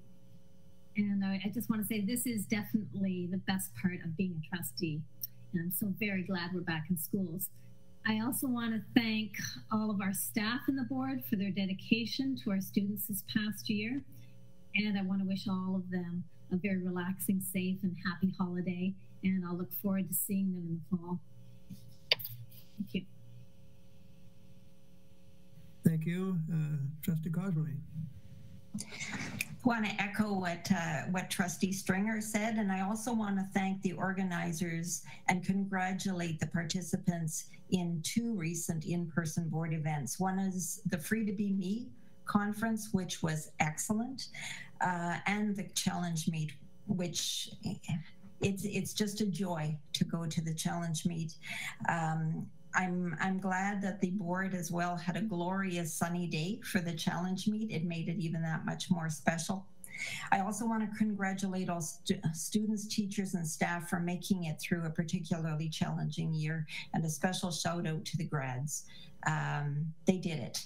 And I wish everyone the best of luck this summer, and hope everyone gets a good rest before starting anew in the fall.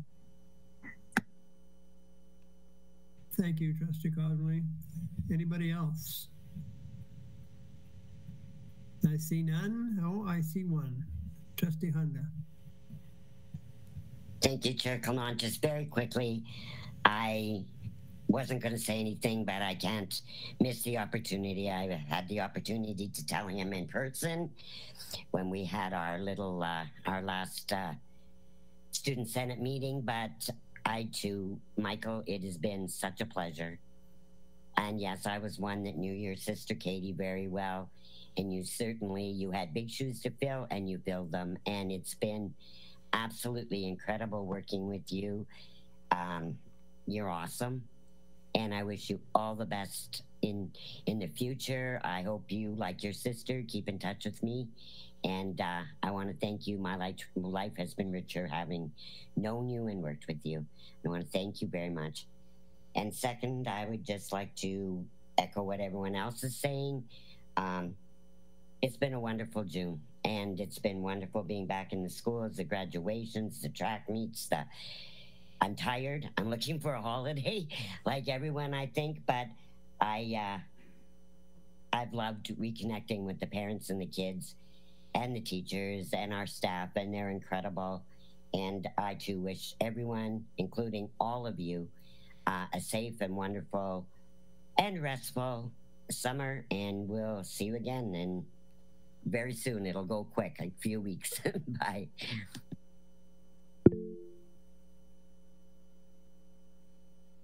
I see Trustee DeBosse. Thanks, Chair Clement.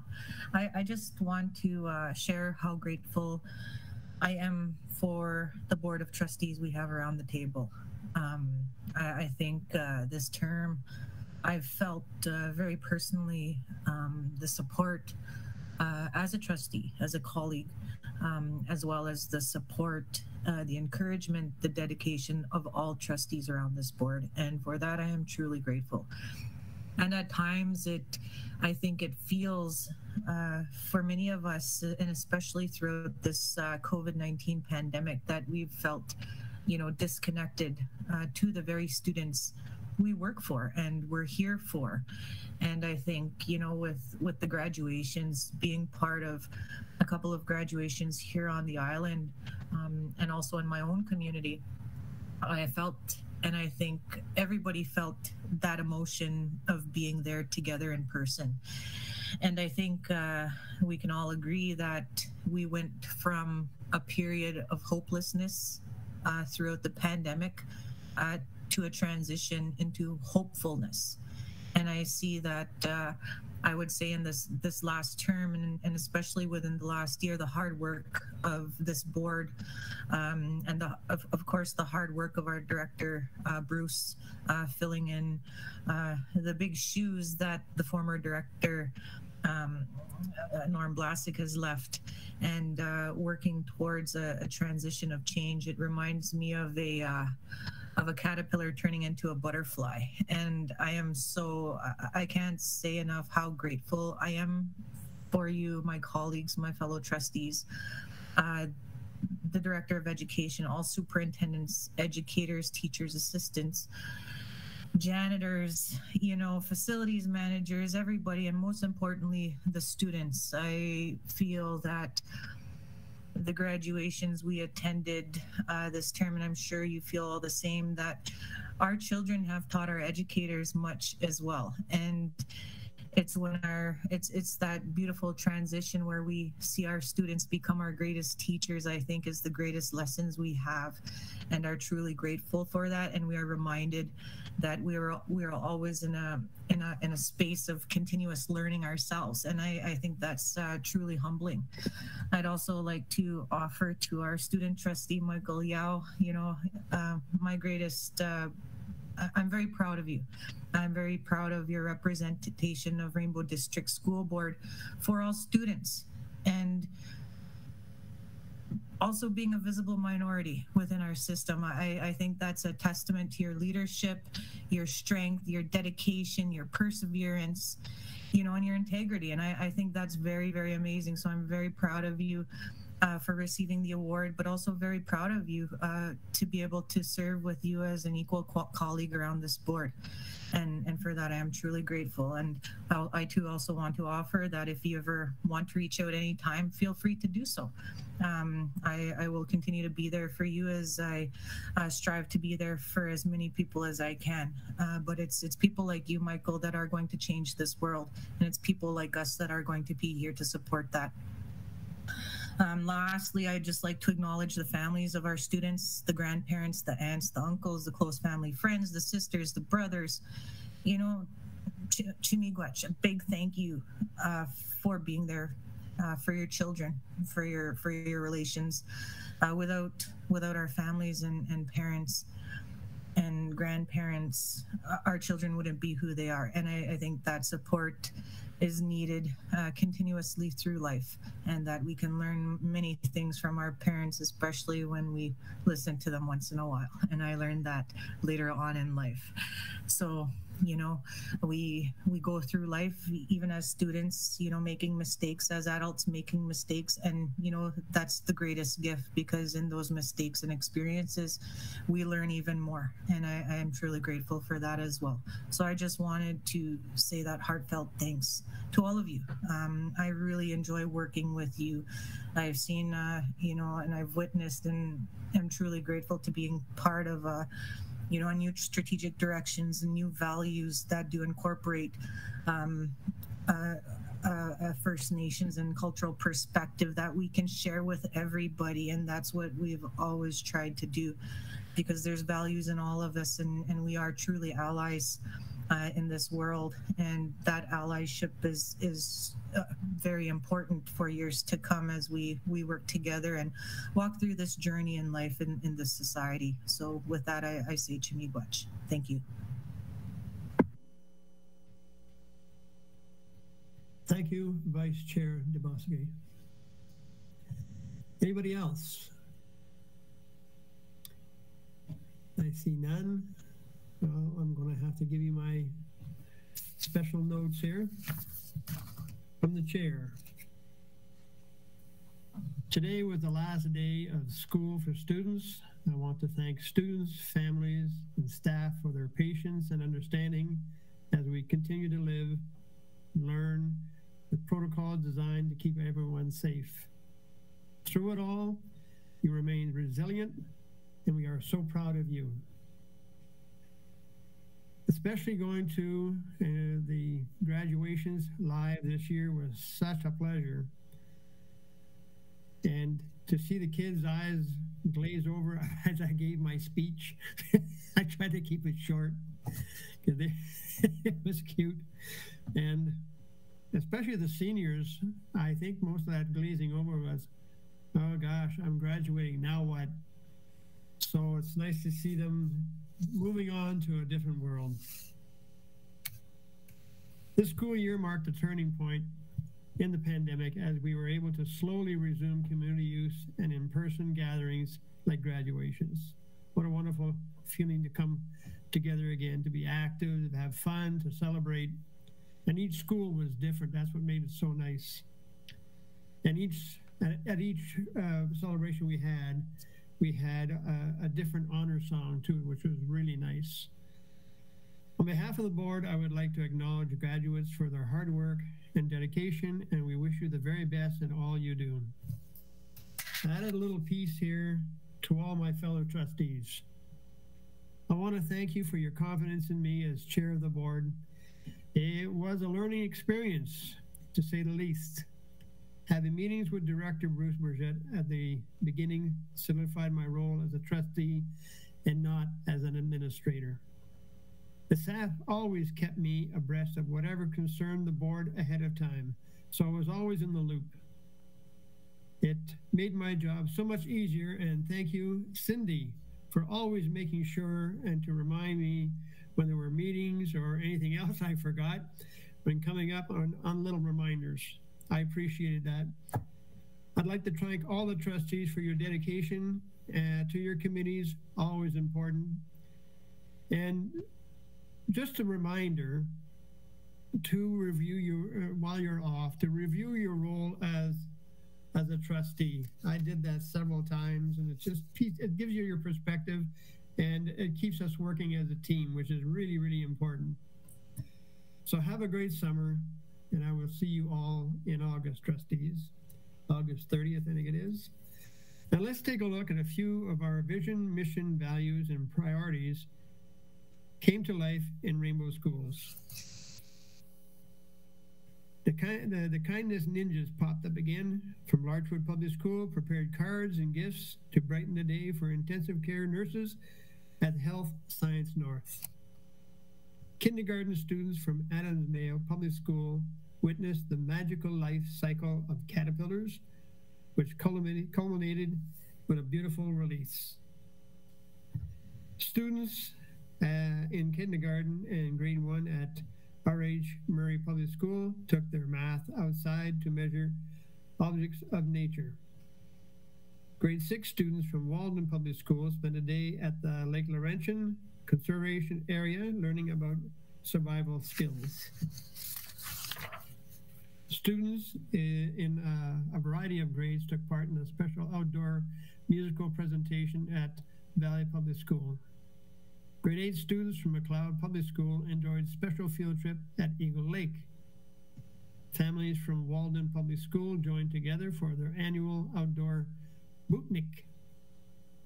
Princess Anne Public School grade 6 student wrote, illustrated, and published their own storybooks. Reading buddies from CVDCS enjoyed stories in the schoolyard. RL Beatty Public School celebrated Canadian Multiculturalism Day with a culture carousel. Students moved from class to share and learn about diverse culture. Grade 11 students, physics students at Llewellyn Park measured the speed of sound. Lakewood Public School raised $2,700 for this year's Jump Rope for Heart campaign. Congratulations. Important dates. Schools will be closed on Friday, July the 8th, and will reopen on Monday, August 22nd. Register now for the fall if you have not done so already. While schools are closed, parents, guardians are invited to email info@rainbowschools.ca for assistance.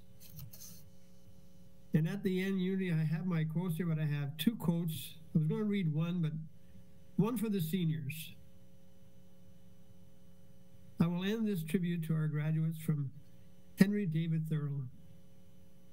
Go confidently in the direction of your dreams. Live the life you have imagined. And for the elementary grades, Dr. Seuss. You have brains in your head, you have feet in your shoes. You can steer yourself in any direction you choose. Congratulations to all students and staff. Have a healthy and happy summer. Thank you.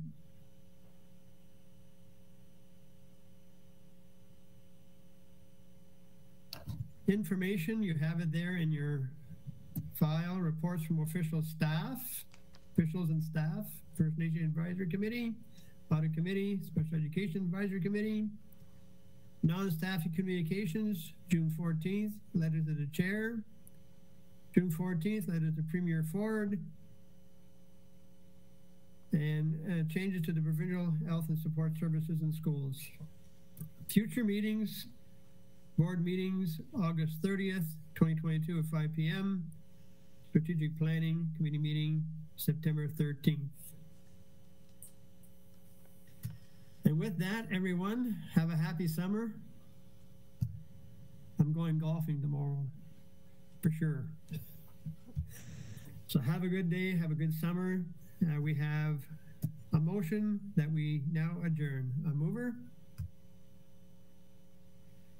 Trustee Morrison, seconder, Trustee Dewar. Have a great summer, everybody. Take care. Happy summer, everyone.